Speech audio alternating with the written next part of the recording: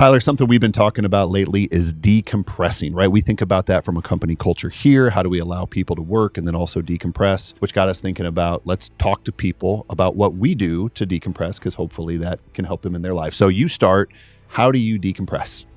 I don't have it figured out yet. I'll tell you that right now. Like, I struggle with this for years. So I'm coming from a place of I do not have it figured out, but I'm going to tell you what I've done over the years to help me. So in my 20s, I struggled with this. I felt guilty every time I left my restaurants, left my business. I felt guilty. And it really was affecting my family. Like, they're like, you're on the weekends, you're working, at night you're working. It's just not, it wasn't fair to them, right? So probably in my 30s, I remember thinking about, I need to run my personal life like my business. I need to plan. I need to think about what I'm going to do on the weekends. I need to be intentional with it. I need to have systems for it. And so it started in my 30s.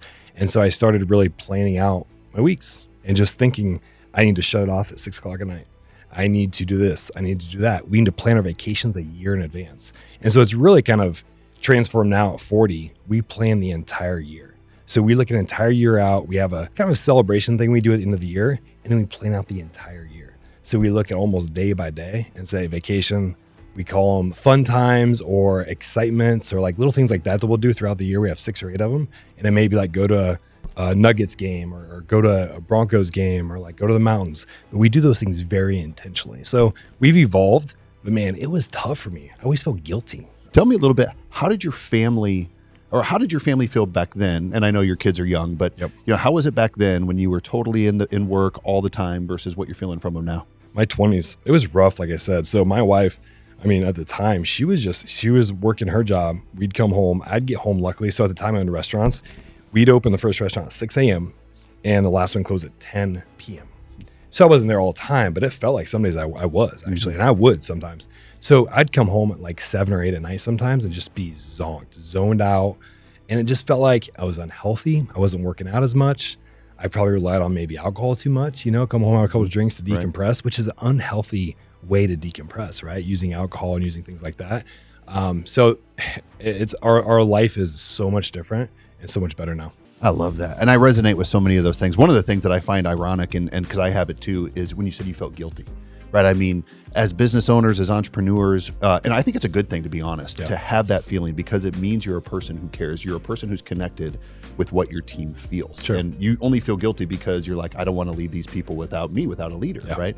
And I've continued to struggle with that my entire career. So again, this was an evolution for me, not a revolution for sure. And I had to get very clear on what I wanted to do outside of work, because I love to work. Sure. I could get lost in work, and it's not fair to my family. And so we had to get super intentional about what we were going to do, which means I had to set up a situation that allowed us to do those things.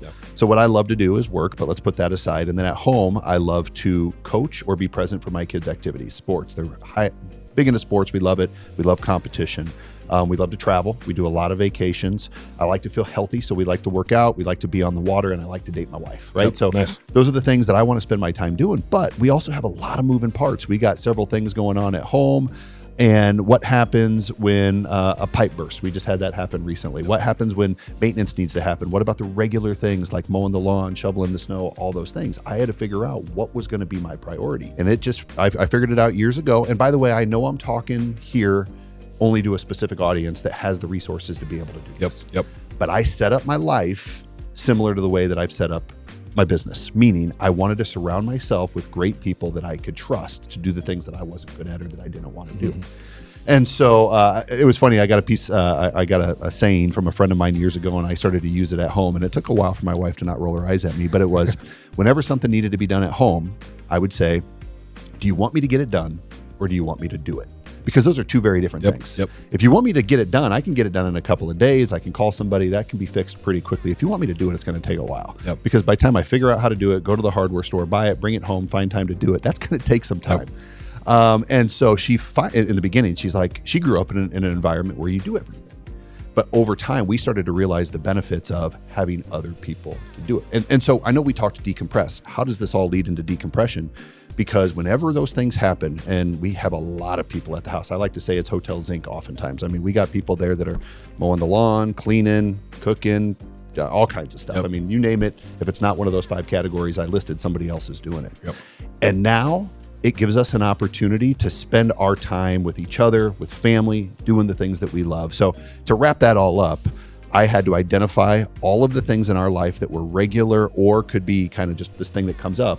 And I got a Rolodex of people that we call in any of those situations. Yep. And honestly, now that I'm used to it, I would rather spend my time figuring out how to make the money in my business that can then pay for the people to do those things so I can be intentional with the things that I feel good about. Intentional. So there's a couple things, and it's accountability too. So think about, a lot of people may listen to that and be like, I don't have those people. I can't maybe afford those people, and or maybe I can't find those people.